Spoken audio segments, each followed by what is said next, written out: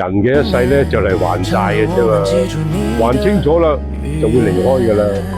如果上一世冇多欠，呢一世就唔會相見。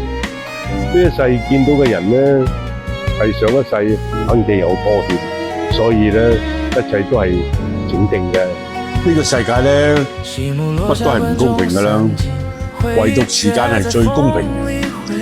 如果你成日係咁書又唔讀，運動又唔去做，使錢又唔節制，冇目標、冇愛好、冇期望，生活咧唔會自己變好。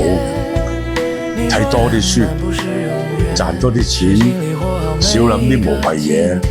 努力咧唔係為咗攞更多，而係為咗有得揀。